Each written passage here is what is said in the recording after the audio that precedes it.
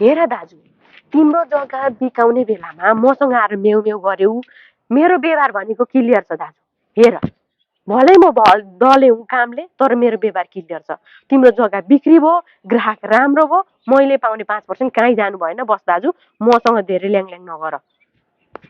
त्यसका बाउको जग्गा बिकाउने बेलामा दले भाइ बिना हुँदैन, अहिले यहाँ आएर कमिसन दिने बेलामा ल्याङल्याङ गर्दा रहेछन्।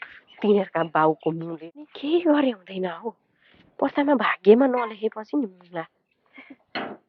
ए अनि कहाँ हिँडियो नानी? अनि तपाईँ त यहीँ हुनुहुँदो रहेछ त नि, मास्टर आन्टीको घर बिक्रीमा छ भने कति तपाईँ जानु भएन? बिक्रीमा छ अरे। ए कसरी मेरो आँखाबाट छुट्यो? त्यसो भए त अब ग्राहक ल्याएर 5% खाइहाल्नुपर्छ। ल हिँड्ने नानी, कुन घर हो देख। 1 रुपियाँ कमाइ भएको छैन आज त, एउटा ग्राहक पनि फेला पर्यो। के छ भाइ खबर?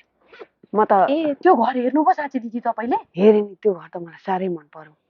एकचोटि कुरो गरेर मिलाउँ त, म पनि घर सल्लाह गर्छु। ठ्याक्कै दिदी, म पनि त्यही भन्दै थिएँ कि कुरो मिलाएर त्यो घर त भनेसम्मको फेरि आफै बस्न बनाएका घर हुन् कि साह्रै राम्रो छ। पानी पुगेको, तल जमिनमा कति राम्रो गरेको छ। साह्रै राम्रो। त्यो घर चाहिँ नउम्काउनु है दिदी, त्यो घर चाहिँ आफै बस्ने खालको छ, नउम्काउनु है। साह्रै नै राम्रो छ घर। मलाई पनि मन पर्यो कि घर चाहिँ। त्यो घर लु त्यसो भए अहिले छिनोफानो गरिहाल्नु न दिदी। होइन त्यसो त होइन, घर सल्लाह त गर्नुपर्छ नि त। म घर जान्छु, अब घर सल्लाह। त्यसो भए त्यहाँ त्यो नम्बर छ नि होइन तपाईँसँग? ल म ठ्याक्क फोन हाल्नु, घर कुरो मिलिसक्दा ट्याक्क लाएर बुइना गर्ने मिलाइहाल्नु। लु दिदी, लु छिटो उम्काउनु हुँदैन, फेरि ग्राहक लाइनमा छन्, लाइनमा। आजै बिक्री भइहाल्छ। ल ठ्याक्कै 24 घन्टा नकटाकिन त्यो घर मलाई मन पर्यो। लु छिटो म त्यहाँ घर सल्लाह गर्छु। म पनि यहाँ यसो के काम छ कि सकेर म पनि कति साह्रो ढुङ्गा नि त्यहाँ। कसले फोन गरौँ नि फेरि अब।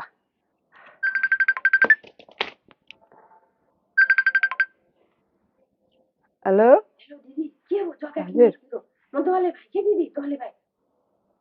कुरो त हुँदैछ, राम्रै सल्लाह मिलेको छैन त भाइ। हामी यहाँ सल्लाह गर्छौँ न। मेरो हस्बेन्ड पनि कहाँ उता जानुभएको छ, एकछिनबाट आउनुहुन्छ। ए लु दिदी, कुरो चाहिँ मिलाइहाल्नु त छिटो। हुन्छ, आएपछि हामी राम्रै सल्लाह गर्छौँ नि त है। ल तुरुन्त फोन गर्नु, तुरुन्त। ल राखेँ दिदी, म अर्को काममा व्यस्त। फेरि गर्न लाग्यो। हेलो दिदी, म दले भाइ, के भयो कुरो? म फोन गर्छु भन्दैछु त भाइ। कति फोन गरेको हौ? म आफै गरौँला नि सल्लाह गरेर। होइन दिदी, बिर्सिनु भयो कि भनेर नि। कहाँ बिर्सिनु हौ अनि फेरि? म आफै गर्छु ल फोन। ए ल दिदी, ल छिटै गर्नु है फोन चाहिँ। ल गरेको छ, बिसाउँदै सासै फेर्नु नदिने भयो यसले त।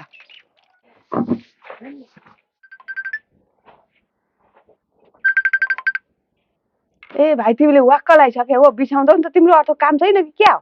कति गरेको हौ? हामी फोन गर्छौँ भनेको छैन? कस्तो चाहिँ मान्छे हौ?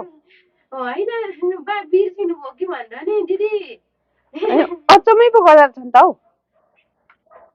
कति साह्रो उत्पादनसँग हिँड्दा मात्रै, नभए अर्को त यहाँ त उपाय नहुने हो। बिसाउँदै न भयो, हामी नलिने भयो पर्दैन। अबदेखि फोन नगर्नु है, अन्तै खोजिसक्यौँ हामीले।